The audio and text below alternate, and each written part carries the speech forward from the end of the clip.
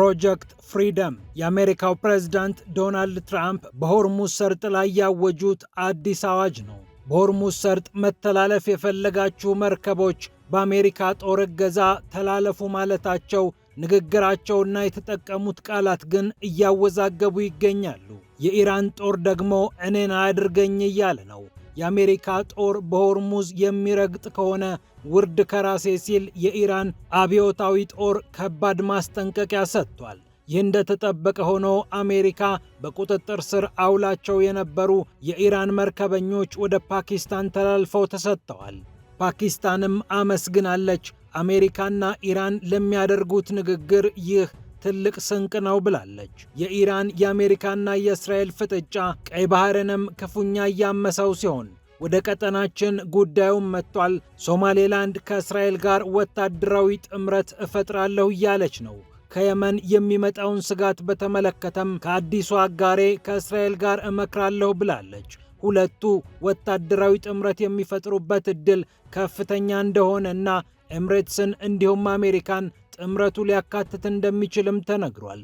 የባቤል መንደብና የቀይ ባህር ፖለቲካ በኢራኑ ጦርነት ምክንያት ዳግም እንደ ፍም ተፋፍሟል። ዓለም የሆርሙዝ መዘጋት፣ የነዳጅ ዋጋ መናር፣ የግጭትና የጦርነት አዙሪት እያወካት በምትገኝበት ጊዜ ይህ አልበቃ ብለው ሄንታ ቫይረስ የተሰኘ ወረርሽኝ ዓለምን እያስጨነቀ ነው። የሽርሽር መርከብ ላይ የነበሩ ባልና ሚስት ሳይቀር የተቀጠፉበት ሄንታ ቫይረስ ዓለምንና ጤናዋን የሚያስጨንቅ ሌላኛው ጉዳይ ሆኗል። ስለ ቫይረሱ፣ ስለ ሞቱት ሰዎች፣ ስለ መርከቢቱና ዓለም ሊደረግ ስለሚገባ ጥንቃቄ እየመከረበት ስላለ ጉዳይ እንመለከታለን። ፒያሳ ኔትወርክን ስትከታተሉ ሁሉንም በጥልቀት ታገኛላችሁ። ፒያሳ ኔትወርክን ሰብስክራይብ፣ ላይክ እና ሼር በማድረግ የፈጣን የተአማኒና የጥልቅ ዘገባዎች ቤተሰብ ሁኑ ስንል በአክብሮት ጋብዘናል። አሁን ወደ ጉዳዮቻችን አለፍን።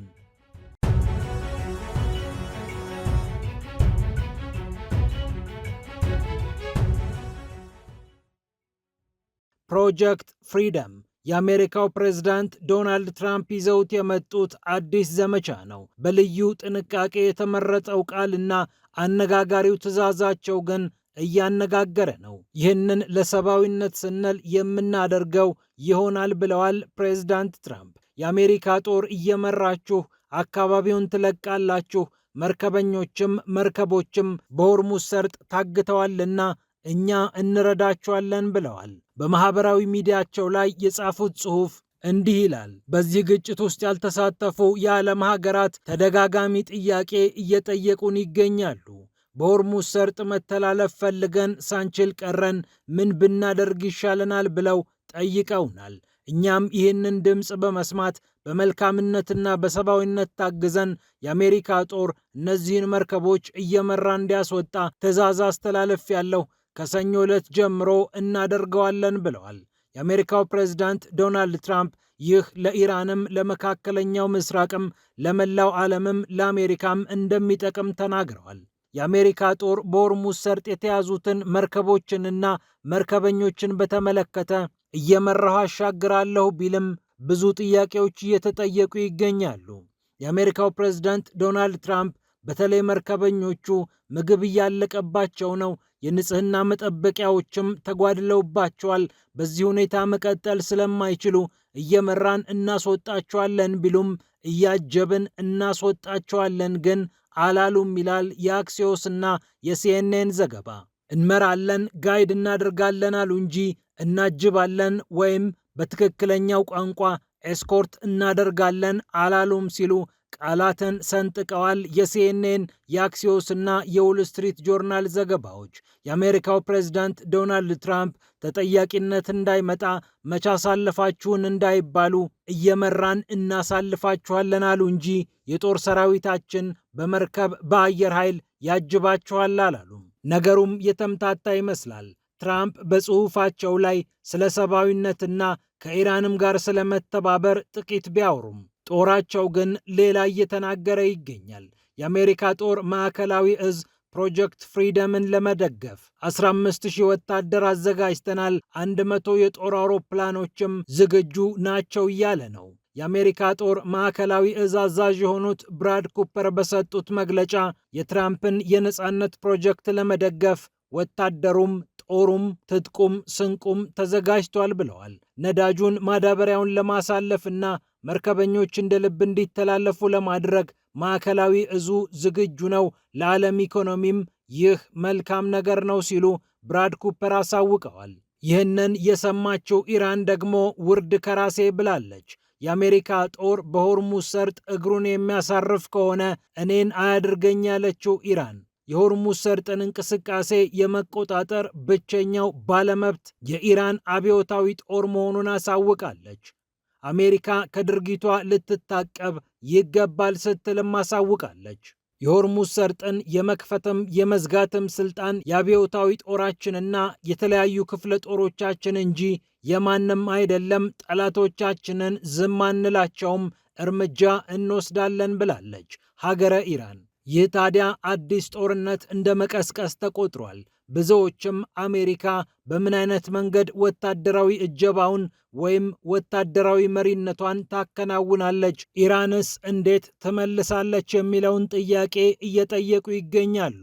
ፈረንሳይ በበኩሏ አሜሪካና ኢራን ተባብረው ሆርሙዝን ይክፈቱ ብላለች።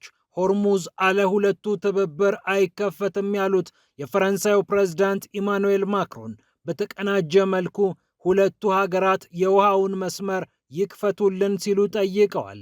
ጦራቸው ግን በምንም አይነት መልኩ በወታደራዊ መንገድ እንደማይሳተፍ ዳግም አረጋግጠዋል። ይሁንና ከብሪታንያና ከሌሎች ሀገራት ጋር በመሆን የሆርሙዝ ሰርጥ ከተከፈተ በኋላ ሊደረግ ስለሚችል ጥበቃ እናግዛለን ብለዋል።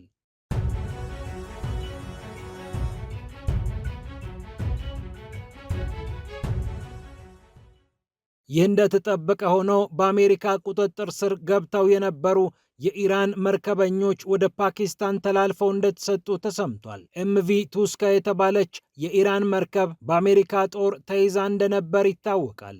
ታዲያ መርከበኞቹም በቁጥጥር ስር ነበሩና ወደ ፓኪስታን በአሜሪካ ጦር አማካኝነት እንዲተላለፉ ሆኗል። ፓኪስታንም ደስ ብሏታል። ይህንን የመልካም ነገር ማስተማመኛ አድርጌ እመለከተዋለሁ ብላለች። ቴህራንንና ዋሽንግተንን እያደራደረች የምትገኘው ኢስላማባድ መርከበኞቹ በመመለሳቸው ደስታዋን ገልጻለች። የአሜሪካ ጦር ማዕከላዊ እዝም 22 የሚሆኑት እነዚህ መርከበኞች ወደ ፓኪስታን መተላለፋቸውን አረጋግጧል። የእዙ ቃል አቀባይ ካፕቴን ቲም ሃውኪንስ ይህንን አረጋግጠዋል።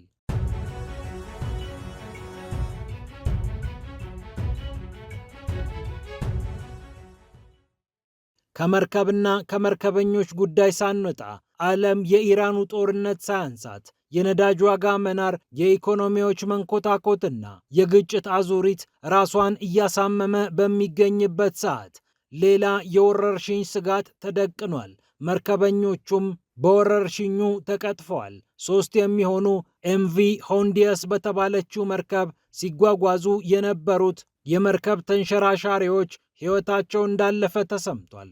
ከሟቾቹ መካከል 2ቱ ባልና ሚስት ናቸው። የ70ና የ69 ዓመት የሆላንድ ዜግነት ያላቸው ባልና ሚስት። 3ቱ ሄንታ ቫይረስ በተሰኘ ወረርሽኝ መሞታቸው የተረጋገጠ ሲሆን ሌሎችም የሕክምና እርዳታ እየተደረገላቸው መሆኑ ታውቋል። ከአርጀንቲና በመነሳት አሁን ኬፕ ቨርዴ አካባቢ የምትገኘዋ ይህች መርከብ እንዴት በሄንታ ቫይረስ እንደተጠቃች ማንም እርግጠኛ ሆኖ ማውራት አልቻለም።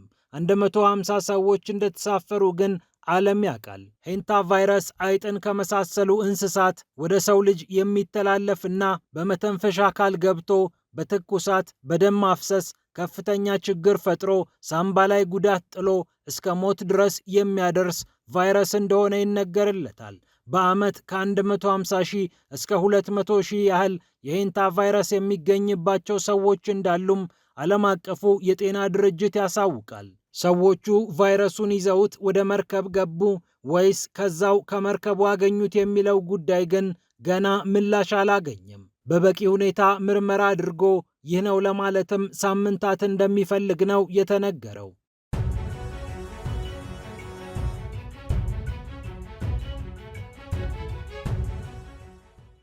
በመጨረሻም ወደ ቀጠናችን ስንመለስ ሶማሌላንድ ከእስራኤል ጋር ልዩ ወታደራዊ ጥምረት ለመፍጠር አኮብኩባለች።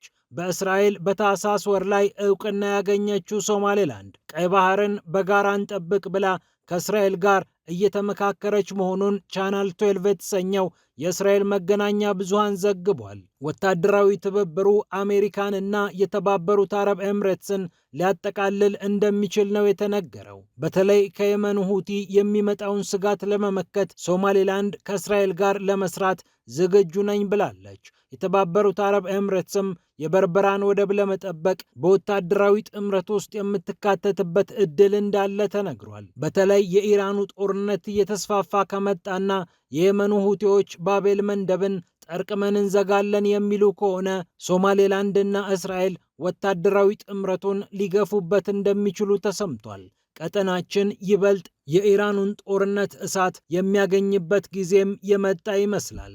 ፒያሳ ኔትወርክን ስትከታተሉ ስለቆያችሁ ክብረት ይስጥልን ብለናል። ፒያሳ ኔትወርክን ሰብስክራይብ፣ ላይክ እና ሼር በማድረግ የፈጣን የተአማኒና የጥልቅ ዘገባዎች ቤተሰቡን ስንል በአክብሮት ጋብዘናል። ሰላም ለዓለማችን።